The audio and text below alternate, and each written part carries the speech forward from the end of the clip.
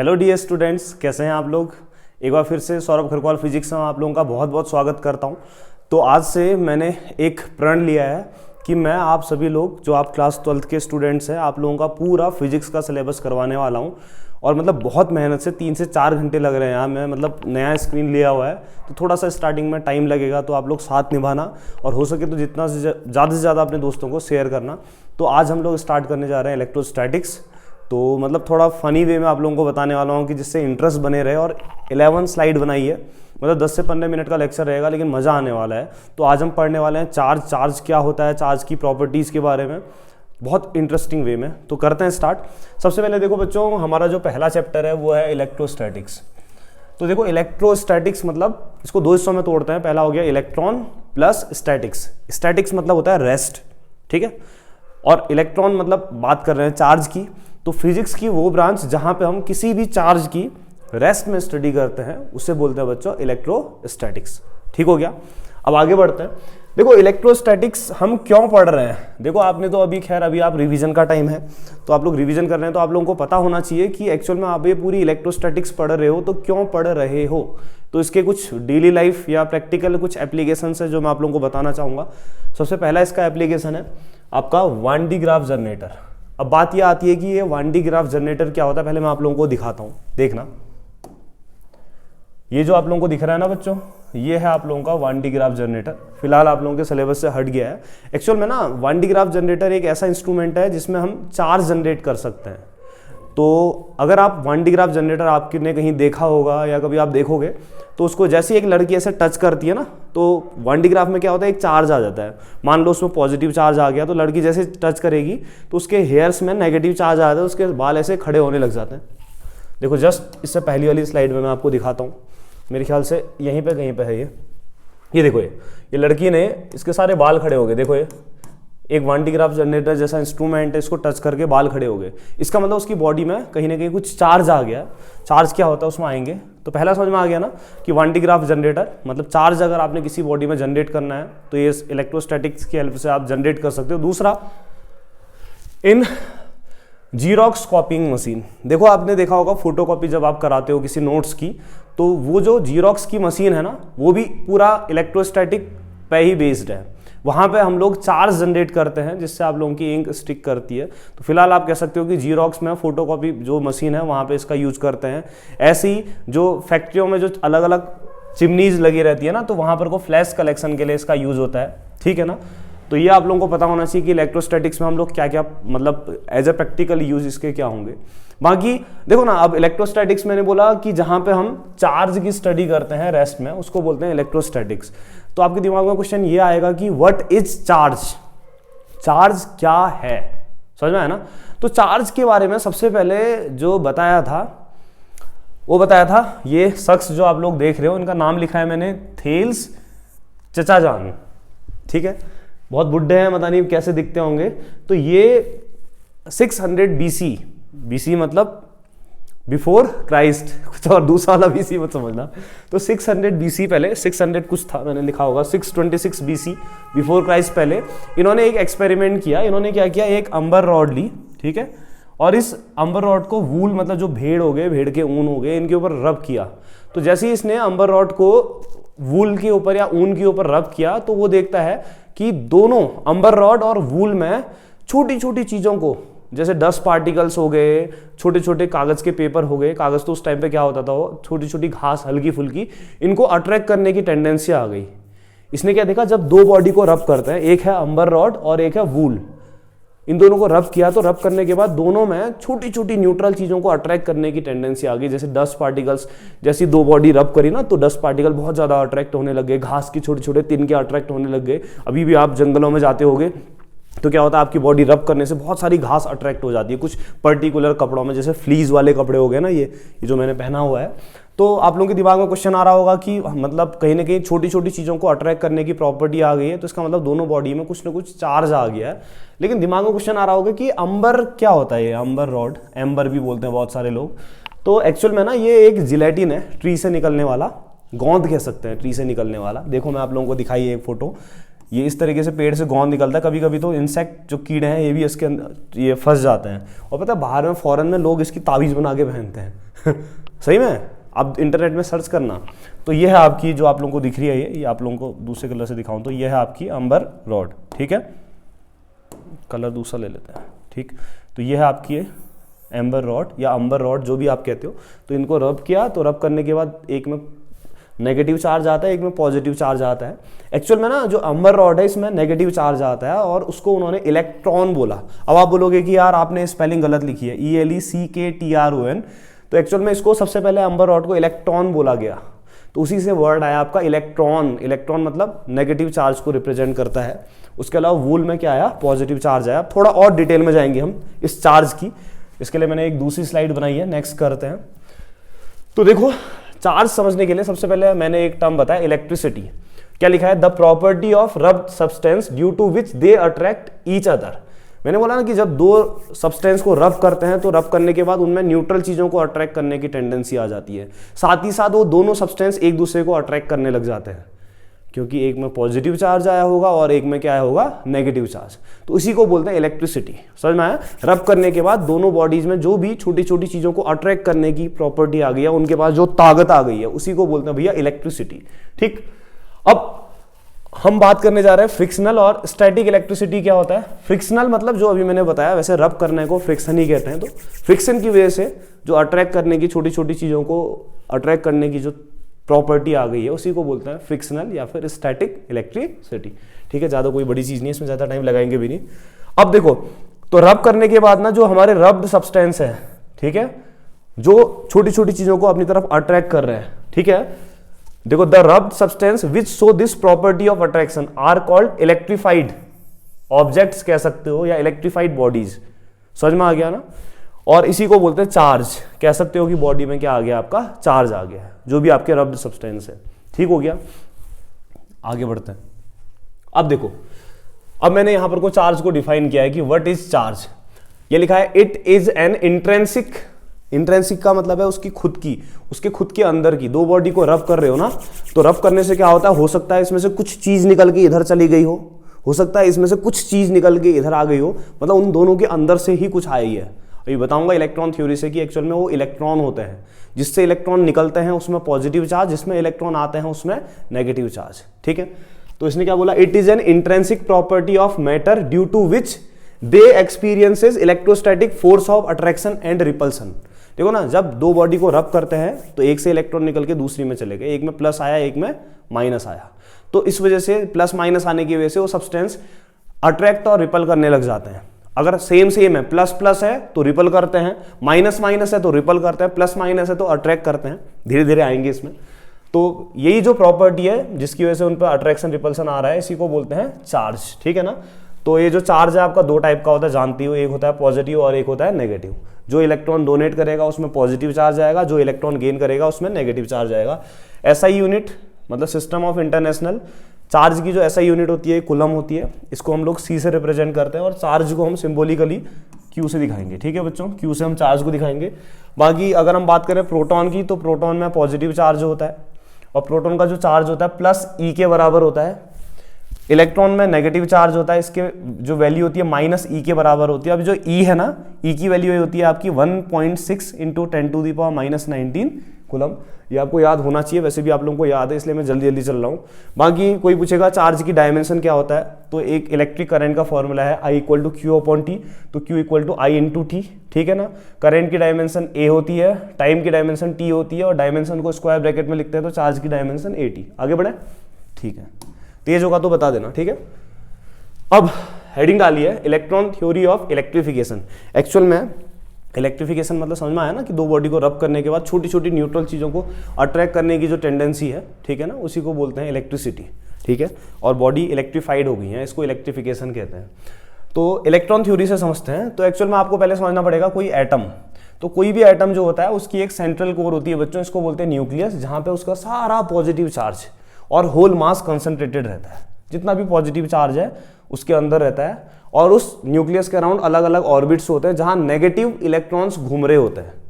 और इलेक्ट्रॉनों का जितना नेगेटिव चार्ज होता है उतना ही न्यूक्लियस का पॉजिटिव चार्ज होता है, ये आप लोग ध्यान रखना, ठीक है ना। तो एक्चुअल में क्या होता है, हर बॉडी कहीं ना कहीं कह सकते हो कि छोटे छोटे एटम से मिलके बनी है। तो जब दो बॉडी को रब करते हैं ना, तो एटम में प्रेजेंट आउटर सेल के जो इलेक्ट्रॉन है ना, इनको एनर्जी मिल जाती है बच्चों रब करने से। तो एनर्जी मिलेगी तो क्या होगा, हो सकता है कि मेरे इस हाथ से इलेक्ट्रॉन निकल के यहाँ चले जाए, हो सकता है इस हाथ से इलेक्ट्रॉन निकल के यहाँ चले जाए, ठीक है ना। तो उसकी वजह से किसी भी बॉडी में चार्ज डेवलप होता है। तो जो बॉडी से इलेक्ट्रॉन निकलते हैं, जैसे दो बॉडी को रब किया, मैं यहाँ पे दिखाता हूँ। मान लो ये हमारे पास दो बॉडीज हैं, ठीक है, ये ए है और ए क्या है, एक दूसरी बॉडी लेते हैं बी, ठीक है। इसमें मान लो 50 फ्री इलेक्ट्रॉन्स हैं, इसमें 70 इलेक्ट्रॉन्स हैं। अब जैसे ही मैंने दोनों बॉडी को रब किया तो मैंने देखा कि इसमें से 5 इलेक्ट्रॉन निकल के इधर चले गए। तो जिस बॉडी से इलेक्ट्रॉन निकले उसमें आ जाएगा आपका पॉजिटिव चार्ज।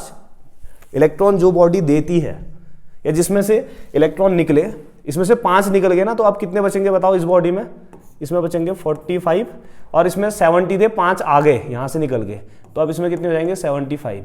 तो जो बॉडी से इलेक्ट्रॉन निकलते हैं उसमें पॉजिटिव चार्ज या जिसमें इलेक्ट्रॉनों का नंबर कम हो जाता है, ठीक है, उसमें पॉजिटिव चार्ज आएगा। और जो बॉडी इलेक्ट्रॉन गेन करती है या जिसमें इलेक्ट्रॉनों का नंबर बढ़ जाता है उसमें आता है आपका नेगेटिव चार्ज।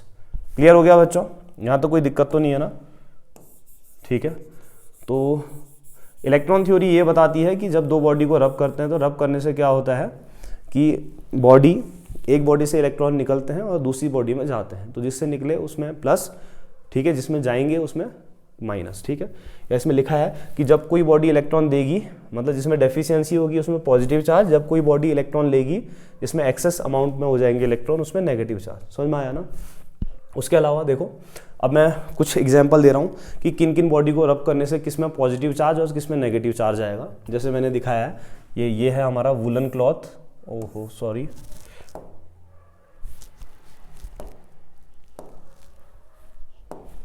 तो ये है हमारा वुलन क्लॉथ, ठीक है, कोई ऊन का कपड़ा ले लिया हमने। और ये अंबर रॉड क्या है, एक रबर की रॉड है जिसमें सल्फर का अमाउंट बहुत ज़्यादा होता है। ये है अंबर रॉड, दिखाई है मैंने, ठीक है। ये ब्लैक कलर का, कुछ और मत समझना है इसको, ठीक है ना, ये अंबर रॉड है।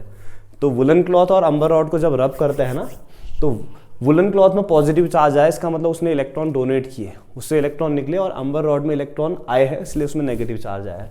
ऐसी कैट स्किन, बिल्ली के ऊपर रगड़ो, सॉरी ये अंबर रॉड नहीं है बच्चों, ये इबोनाइट रॉड है। अंबर रॉड तो मैंने पीछे दिखाई दी ना आप लोगों को, सॉरी, ये है इबोनाइट रॉड, रबड़ वाली जो रॉड है।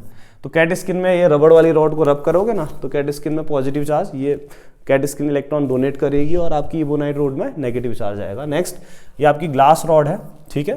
ग्लास रॉड को अगर आप सिल्क क्लॉथ के साथ रब करते हो तो ग्लास में पॉजिटिव चार्ज और सिल्क क्लॉथ में क्या आएगा, नेगेटिव चार्ज आएगा, ठीक हो गया। बाकी मेनली अब एक खास बात मैंने इसमें बताई है, ये भी आप लोगों को पता होनी चाहिए। बॉडी के इलेक्ट्रिफिकेशन के लिए, इलेक्ट्रिफिकेशन मतलब बॉडी में पॉजिटिव चार्ज या नेगेटिव चार्ज आएगा, उसके लिए जो रिस्पॉन्सिबल होते हैं ना बच्चों, उसके लिए रिस्पॉन्सिबल इलेक्ट्रॉन होते हैं। अब आप बोलोगे प्रोटॉन क्यों रिस्पॉन्सिबल नहीं होते हैं? इसलिए क्योंकि प्रोटॉन ना न्यूक्लियस के अंदर रहते हैं, किसी भी एटम के सबसे अंदर न्यूक्लियस के अंदर रहते हैं। और आपको पता है न्यूक्लियस के अंदर सबसे खतरनाक फोर्स स्ट्रॉन्ग न्यूक्लियर फोर्स काम करता है।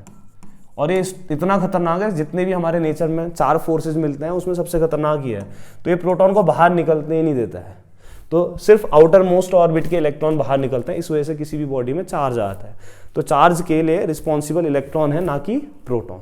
समझ में आया ना, या इलेक्ट्रिफिकेशन के लिए जनरली, ठीक है। आयंस की बात नहीं कर रहा हूँ मैं अभी बॉडी की बात कर रहा हूँ, ठीक है ना। ये मैंने आप लोगों को बता दिया, ये स्लाइड हो गई हमारी कंप्लीट। बाकी देखो अब हम बात कर रहे हैं प्रॉपर्टीज ऑफ चार्ज।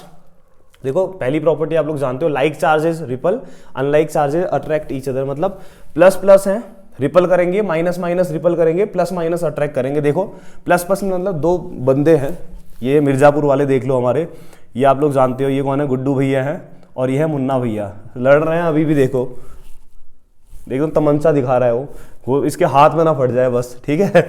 तो सेम चार्ज है, रिपल कर रहे हैं। ऐसे ही देखो ये 2 लड़कियां हैं, ये है गीता और ये है बबीता, दोनों के दोनों फाइट कर रहे हैं, ठीक है।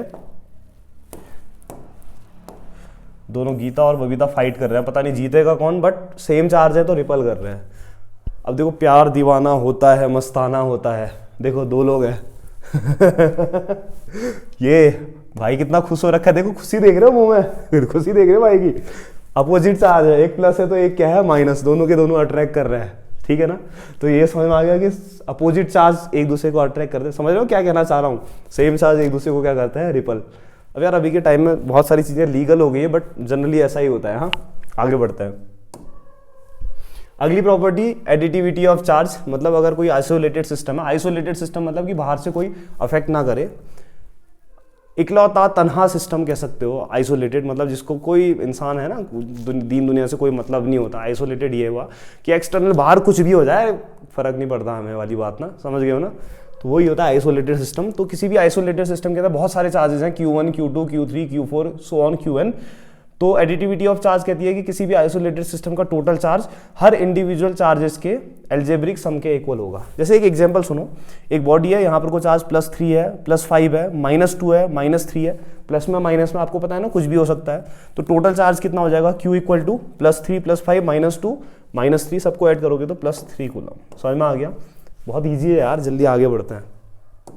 बहुत मेहनत लगी, बहुत फटी है मेरी, बाई गॉड कह रहा हूँ ये स्लाइड बनाने में, सच में। हाँ, conservation of charge. Conservation of charge तो आप लोग जानती हो कि charge can neither be created nor be destroyed but can transfer हो सकता है एक फॉर्म से दूसरी फॉर्म से, one body to another body. समझ में आया।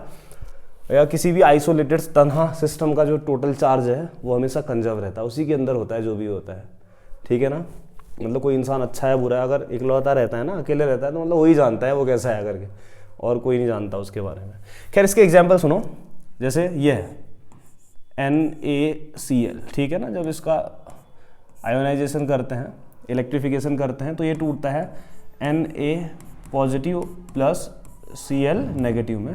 अब देखो इसका टोटल चार्ज 0 है, इसका कितना है +1 हो गया, Na पॉजिटिव है तो इसका कितना हो गया -1। ऐड कर दो दोनों को, तो दोनों को ऐड करोगे तो कितना आ जाएगा 0। आ गया ना समझ में, ठीक है। ऐसे ही बहुत सारे एग्जाम्पल हो सकते हैं। जैसे एक और एग्जाम्पल सुन लो, जैसे एक इलेक्ट्रॉन और एक इलेक्ट्रॉन का एंटी पार्टिकल, जिसको बोलते हैं पॉजिट्रॉन, E+ से दिखाते हैं। हाँ, जैसे इलेक्ट्रॉन है ना, इलेक्ट्रॉन का उल्टा बच्चों प्रोटॉन नहीं होता है। एक्चुअल में प्रोटॉन और इलेक्ट्रॉन के मास अलग अलग होते हैं। तो इलेक्ट्रॉन का एंटी पार्टिकल होता है पॉजिट्रॉन, दोनों का मास सेम होता है, ठीक है ना, ध्यान रखना। तो कभी इलेक्ट्रॉन और पॉजिट्रॉन मिल जाएंगे ना, तो ये मिल के पता है क्या करते हैं, गामा रेडिएशन निकलता है, एक बूम करके एक एनर्जी निकलेगी, ठीक है। अच्छा है, पता है इलेक्ट्रॉन हमारी बॉडी में है और पॉजिट्रॉन हमारे आसपास नहीं है। अगर कोई दूसरे प्लेनेट से पॉजिट्रॉन आने लग जाएगा ना, तो कोई वॉर की जरूरत नहीं है, बॉम्ब फोड़ने की जरूरत नहीं है, पॉजिट्रॉन इलेक्ट्रॉन को मिलके ख़त्म करके एकदम एनर्जी निकालेंगे। तो देखो इसका -1 चार्ज है, इसका +1 चार्ज है, तो टोटल चार्ज कितना हो गया 0, इधर भी टोटल चार्ज 0। समझ में आ गया ना, law of conservation of charge, ज़्यादा नहीं जाते हैं, सब आपने पढ़ा होगा। आगे बढ़ते हैं। देखो क्वांटाइजेशन ऑफ इलेक्ट्रिक चार्ज बहुत इंपॉर्टेंट है, यहाँ से क्वेश्चन आते हैं बच्चों। तो क्वांटाइजेशन ऑफ चार्ज क्या कहता है ना, कि अभी फिलहाल हम लोग ये जानते हैं बच्चों कि कोई भी मैटर या एटम को अगर हम तोड़ते हैं तो उससे जो छोटे एलिमेंट्री पार्टिकल है, इलेक्ट्रॉन, प्रोटॉन और न्यूट्रॉन होते हैं। अब प्रोटॉन और न्यूट्रॉन तो न्यूक्लियस के अंदर होते हैं। अब इलेक्ट्रॉन बाहर है तो ऑब्वियस है किसी भी बॉडी में चार्ज आएगा नहीं आएगा उसके लिए रिस्पॉन्सिबल इलेक्ट्रॉन है। अगर बॉडी से इलेक्ट्रॉन बाहर निकल रहा है तो पॉजिटिव चार्ज, बॉडी में इलेक्ट्रॉन बाहर से आ रहा है तो कौन सा चार्ज, नेगेटिव। इतना क्लियर हो गया ना आपको। तो क्वांटाइजेशन ऑफ चार्ज हमें क्या बताता है, क्वांटाइजेशन ऑफ चार्ज हमें बताता है कि किसी भी बॉडी में कितना चार्ज आएगा। जब दो बॉडी को रब कर रहे हैं, इससे इलेक्ट्रॉन निकले तो इसमें प्लस आएगा, इसमें इलेक्ट्रॉन आए तो इसमें क्या आएगा, नेगेटिव। अब लेकिन इसमें कितना प्लस और इसमें कितना नेगेटिव आएगा आप कैसे पता कर सकते हो, यही पता चलता है क्वांटाइजेशन ऑफ चार्ज से, ठीक है। अब क्वांटाइजेशन ऑफ चार्ज क्या कहता है, देखो इसको मैं आप लोगों को समझाता हूँ। इसके लिए क्या करते हैं, यहीं पे समझा देता हूँ, चलो ठीक है। दो बॉडी है मान लो, इसमें मानना सिर्फ समझने के लिए 50 इलेक्ट्रॉन है और इसमें कितने हैं 70 इलेक्ट्रॉन्स हैं। हाँ ठीक है, दोनों को रब करते हैं ऐसे करके। तो रब करा, मान ले इस बॉडी से कुछ इलेक्ट्रॉन निकल के दूसरी में चले गए, हो सकता है दूसरी से भी आ सकता है, ऐसा कुछ नहीं है। 5 इलेक्ट्रॉन निकल के यहाँ चले गए तो इसमें कितने बचेंगे बताओ, 45 इलेक्ट्रॉन। और इसमें कितने आ जाएंगे बताओ अब, 75 इलेक्ट्रॉन।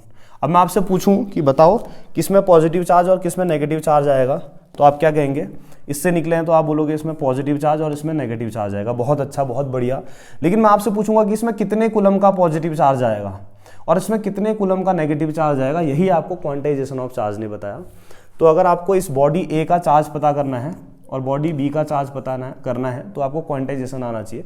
तो क्वांटाइजेशन ऑफ चार्ज कहता है कि किसी भी बॉडी में जो चार्ज है ना वो कितना आएगा, इक्वल टू प्लस माइनस मतलब जैसे ए बॉडी का चार्ज पता करना है तो ए बॉडी ने इलेक्ट्रॉन डोनेट किए हैं तो यहाँ पर को प्लस साइन यूज करोगे। अगर बी बॉडी का चार्ज पता करना है तो बी में इलेक्ट्रॉन आ रहे हैं तो माइनस साइन यूज करोगे। एन मतलब ए बॉडी का चार्ज पता करना है तो इसने कितने इलेक्ट्रॉन डोनेट किए हैं, जैसे अभी 5 किए हैं तो एन मतलब वो नंबर। या बी का चार्ज पता करना है तो इसमें कितने इलेक्ट्रॉन आए हैं, उनका नंबर 5 आए हैं, इसने 5 दिए हैं तो 5 आए हैं ना। और ई एक पता है ना आपको, बेसिक क्वांटम है जिसकी वैल्यू कितनी होती है ई की, बताओ। ई की वैल्यू होती है 1.6 इंटू 10⁻⁻19 कूलम। समझ में आया? तो डेफिनेशन सुनना, the total charge Q of a body is always an integral multiple of a basic quantum of charge, मतलब Q equal to plus minus n into e. अब देखो ना जो n है ना, n की वैल्यू यहाँ पर क्या लिखी है 1 2 3 4 5 लिखी है, 1.1 1.2 1.3 नहीं लिखी है। इसलिए क्योंकि जब दो बॉडी को रब करते हैं तो इलेक्ट्रॉन निकलता है और हमें पता है इलेक्ट्रॉन से फिलहाल छोटा कोई होता नहीं है, तो या तो एक इलेक्ट्रॉन निकलेगा या फिर 2 इलेक्ट्रॉन निकलेंगे। ऐसा तो नहीं होगा कि 1.5 इलेक्ट्रॉन थोड़ा सा हिस्सा इधर चले जाएगा और बाकी इलेक्ट्रॉन यहाँ रहेगा, ऐसा तो नहीं हो सकता ना। तो इंटीग्रल फॉर्म पे निकलेगा, समझ में आया ना। तो n की वैल्यू ऐसी रहेगी, कभी पॉइंट पे नहीं रहेगी। बाकी ये सबसे पहले क्वांटाइजेशन ऑफ चार्ज के बारे में जो बताया, Millikan oil drop experiment established बोल रहा है quantization of charge, quantization of charge के बारे में बताया। बाकी देखो जो क्वांटाइजेशन ऑफ चार्ज है ना, ये छोटे लेवल में आप कंसिडर करते हो कि बॉडी से 50 इलेक्ट्रॉन निकले, 100 इलेक्ट्रॉन निकले। अब मान लो कि एक वायर है उसमें लगातार 1 सेकंड में लाखों करोड़ों इलेक्ट्रॉन मूव कर रहे हैं, तो उस समय फिर हम क्वांटाइजेशन ऑफ चार्ज कंसीडर नहीं करेंगे। आप कहाँ काउंट करते फिरोगे उतने इलेक्ट्रॉनों को, समझ में आया ना। तो क्वांटाइजेशन ऑफ चार्ज हमेशा सिर्फ माइक्रोस्कोपिक लेवल के लिए कंसीडर करते हैं। कब के लिए कंसीडर करते हैं? माइक्रोस्कोपिक, बहुत छोटे लेवल पे, जब बहुत कम इलेक्ट्रॉन एक बॉडी से दूसरी बॉडी पे गए हैं। अगर हम मैक्रोस्कोपिक लेवल की बात करेंगे ना तो बच्चों तब हम क्वांटाइजेशन ऑफ चार्ज की बात नहीं कर सकते। समझ में आ गया ना। क्योंकि अगर मैं आपसे बोलूँ कि जनरली आपने एक पानी का ग्लास लिया है, ठीक है, तो उसमें पानी के ग्लास में ऑब्वियस है कुछ पॉजिटिव चार्ज होगा, कुछ नेगेटिव चार्ज होगा। कितना होगा मैं अगर आपसे पूछूं तो लाखों करोड़ों अरबों में होगा, ठीक है ना। तो उस समय उतने बड़े माइक्रोस्कोपिक लेवल में इसकी बात नहीं करते हैं, ये याद रखना। ये छोटे से काम की बात है, आप लोगों को पता होनी चाहिए थी। बाकी क्वांटाइजेशन ऑफ चार्ज का एक क्वेश्चन है, calculate the number of electrons in 1 coulomb of charge, ठीक है। तो हम लोगों ने एक फॉर्मूला पढ़ा है सिंस क्या, क्वांटाइजेशन ऑफ चार्ज से Q इक्वल टू कितना होता है बताओ, प्लस माइनस n इंटू कितना होता है E, ठीक है। अब नंबर ऑफ इलेक्ट्रॉन पता करना है तो आपको Q दिया हुआ है आज, Q इक्वल टू कितना दिया है बताओ, 1 कूलम दिया है, ठीक है। E आपको बताइए 1 पॉइंट कितना होता है 6 इंटू 10⁻⁻19 कूलम होता है, ठीक है ना। E की वैल्यू n पूछा है तो Q इक्वल टू n ही होता है। तो यहाँ से एक काम करते हैं, सीधे लिख लेते हैं। तो यहाँ से बता n इक्वल टू कितना आ जाएगा, Q अपॉन कितना आ जाएगा E, तो Q की वैल्यू 1 अपॉन E की जगह कितना आ जाएगा 1.6 इंटू 10⁻⁻19 है ना। बाकी कुलम कट जाएंगे, ठीक है, कट जाएगा तो उसको मिटा देते हैं। तो इसका अंदर ये यूनिट लेस आएगा, ठीक है। तो ये कितना आता है अब चेक करेंगे, -19 ऊपर भेज देता हूँ। ये पॉइंट के बाद एक नंबर है तो 10 अपॉन कितना आ जाएगा 16 इंटू 10 टू दी पावर कितना आ जाएगा 19। एक काम करते हैं ना, एक जीरो यहाँ से इधर ले लेते हैं, तो ये कितना आ जाएगा बता, 100 अपॉन कितना आ जाएगा 16 इंटू 10 टू दी पावर कितना आ जाएगा 18। आया समझ में। अब इसको डिवाइड कर लेना, लगभग 6.25 आता है इंटू 10 टू दी पावर 18। तो आपको पता होना चाहिए कि 1 कूलम चार्ज में कितने ज़्यादा इलेक्ट्रॉन होते हैं, 6.25 इंटू 10 टू दी पावर 18, समझते हो ना। 10 to the power 18, 10 to the power 6, 1 million 10 lakh के बराबर होता है। इतने व्यू भी अगर आप लोग करा दोगे तो सही है, बट मुझे पता है होने वाले हैं नहीं, बट बहुत मेहनत की है मैंने यार। तो जनरली आप लोगों को पता होना चाहिए कि 1 कूलम चार्ज में इतने इलेक्ट्रॉन होता है। तो माइक्रोस्कोपिक में तभी मैंने बोला कि इलेक्ट्रॉनों के मूवमेंट की बात नहीं करते हैं। हाँ खैर आगे बढ़ते हैं। एक क्वेश्चन आप लोगों के लिए होमवर्क, भैया इसमें राइटिंग ना थोड़ी ऐसी ही बनती है, मतलब वैसे मेरी खराब है राइटिंग, बट आप लोग काम चला लेना। अ बॉडी गिव्स आउट बोल रहा है, इसका मतलब कौन सा चार्ज आएगा, पॉजिटिव। बॉडी से निकले है ना 10 टू दी पावर 9 इलेक्ट्रॉन्स, तो n इक्वल टू कितना है 10 टू दी पावर 9 है। हाँ एवरी सेकेंड, हर एक सेकेंड में, ठीक है ना, लिख लेते हैं इन 1 सेकेंड 1 सेकेंड में बॉडी से 10⁹ इलेक्ट्रॉन्स निकल रहे हैं। How much time is required to get a total charge of 1 coulomb. Q भी दिया है आपको, क्यू कितना दिया है 1 कूलम, ठीक है ना, कितना टाइम लगेगा बोल रहा है, how much time is required to get a total charge of 1 coulomb from it, ठीक है ना। तो 1 सेकेंड में कितने इलेक्ट्रॉन निकल रहे हैं बॉडी से, 10⁹ इलेक्ट्रॉन निकल रहे हैं। तो 1 सेकेंड में चार्ज निकाल लें फिर, फॉर 1 सेकेंड, 1 सेकेंड में बॉडी में कितना चार्ज आ रहा है चेक करते हैं। हाँ, अब इलेक्ट्रॉन बॉडी से निकल रहे हैं तो प्लस आएगा, n × e होता है। तो 1 सेकेंड में बॉडी में जो चार्ज आएगा वो आएगा, n का वैल्यू कितना है 10⁹, e का वैल्यू कितना है 1.6 × 10⁻⁻19 है ना। तो सीधे लिखना है कि 1 सेकेंड में जो बॉडी पे चार्ज आएगा वो आएगा 1.6 × 10⁻, कितना, -19 + 9 करोगे तो -10, इतना कूलम का चार्ज आएगा, ठीक है।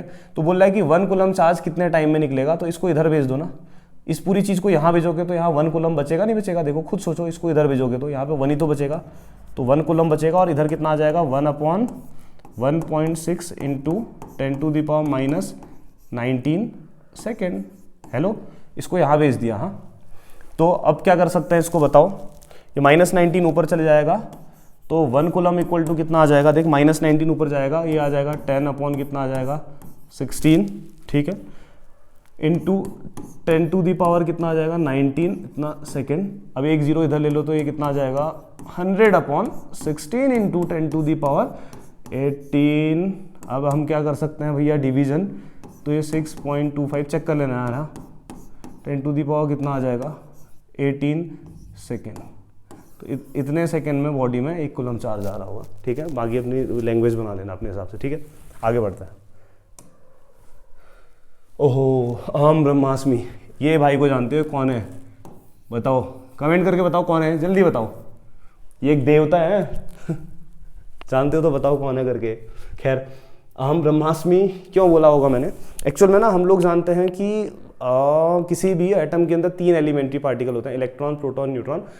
अभी प्रेजेंट टाइम में पता है आपको, किसी भी मैटर के अंदर ना बहुत सारे, इतने सारे एलिमेंट्री पार्टिकल ढूंढ देना, क्या बताऊं, इलेक्ट्रॉन, प्रोटॉन, न्यूट्रॉन्स, लेप्ट्रॉन्स, लेप्टॉन्स हो गया आप लोगों का, ठीक है ना, फर्मियॉन्स हो गया आप लोगों के, फर्मियॉन्स के अंदर बहुत सारे आते हैं, ठीक है, न्यूट्रिनो, एंटी न्यूट्रिनो आते हैं।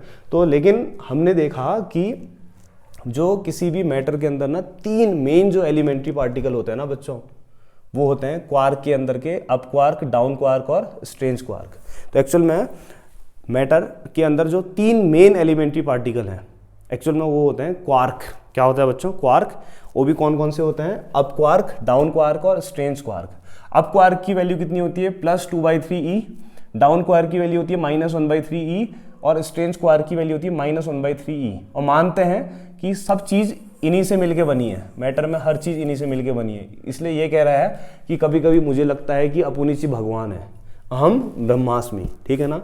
तो जैसे हमारे बाबा ओम कहते हैं, देखो मैं आपको बता रहा हूँ कि इन्हीं से प्रोटॉन और न्यूट्रॉन बना के दिखाता हूँ। देखो प्रोटॉन बनाने के लिए 2 अप क्वार्क, 2 अप क्वार्क और 1 डाउन क्वार्क, इन दोनों को मिलाओगे तो प्रोटॉन बनता है। आप बोलोगे कैसे, चेक करके दिखाता हूँ। हाँ, 2 अप क्वार्क ना, 1 अप क्वार्क की वैल्यू कितनी है देख तो, +2/3e, 2 up quark plus 1 down quark है, डाउन क्वार्क की वैल्यू कितनी है देख तो, -1/3e। देखें प्रोटॉन का चार्ज प्लस ही होता है, हाँ ध्यान रखना। तो 2 2 जा कितना हो जाएगा 4, तो ये आ जाएगा 4/3e और ये प्लस माइनस माइनस -1/3e। तो 4/3 -1/3 कितना आ जाएगा 3/3e। तो ये कितना आ गया +e आ गया, आया ना प्रोटॉन का चार्ज, हो गया ना प्रूफ। इसके लिए आप चेक करना, ठीक है। 1 अप और 2 डाउन को मिलाओ इसको और 2 डाउन को ऐड करो। क्या न्यूट्रॉन का चार्ज आपको पता है 0 है, होता है नहीं होता है, चेक करके बताओ कमेंट में, पॉज कर लो बताओ फिर देखना, ठीक है। हम लोग चेक करते हैं। तो 1 अप है तो इसकी वैल्यू +2/3e, ठीक है, +2 इंटू डाउन क्वार्क की वैल्यू कितनी है देखो तो, -1/3e। देखते हैं बनता है नहीं बनता है। हाँ, तो +2/3e और यहाँ पे -2/3e कैंसिल हो गए तो कितना आ गया 0। न्यूट्रॉन का चार्ज 0 ही तो होता है। अब बात आती है इलेक्ट्रॉन की। देखो ना, अंबर रॉड को पहले इलेक्ट्रॉन कहते थे, ELECKTRON, उसी से ये इलेक्ट्रॉन वर्ड बना हुआ है, ठीक है ना। तो बताओ इलेक्ट्रॉन में कितना अब कितना डाउन या कितना स्ट्रेंज मिला के बनता है। देखो यार बच्चों, फर्स्ट वीडियो है, थोड़ा सा टाइम लग रहा है इसमें, ठीक है। तो कोशिश करेंगे अब इसके आगे, अब जो अगली प्रॉपर्टी बची है इलेक्ट्रोस्टैटिक इंडक्शन बची है, तो वो नेक्स्ट लेक्चर में बताऊंगा। थोड़ा सा वो इंपॉर्टेंट प्रॉपर्टी है, इसलिए मैंने यहाँ पे अभी रखी नहीं है, वो टाइम भी ज़्यादा हो जाएगा। तो कल इलेक्ट्रोस्टैटिक इंडक्शन और गोल्ड लीफ एक्सपेरिमेंट पढ़ेंगे। बाकी यार आप लोग मतलब पूरे दिन भर में कम से कम आधा 1 घंटा निकालो और पूरा फिजिक्स का मैं आप लोगों का रिवीजन करवाने वाला हूँ। तो टाइम से आप लोग अगर वीडियो देखोगे ना तो आप लोगों का बेड़ा पार हो जाएगा। और लास्ट टाइम में आपके एग्जाम तक आपको इंपॉर्टेंट क्वेश्चंस क्या क्या आने वाले हैं सब कुछ बताऊंगा धीरे धीरे। बहुत सारे क्वेश्चन पेपर सॉल्व करूंगा, थोड़ा सा अभी इसमें टाइम लग रहा है समझने में, फिर हो जाएगा। तो मिलते हैं तब तक नेक्स्ट वीडियो में, बाय। और पढ़ते रहो यार, और तो क्या होता है, शेयर कर लेना वीडियो, दैट्स इट।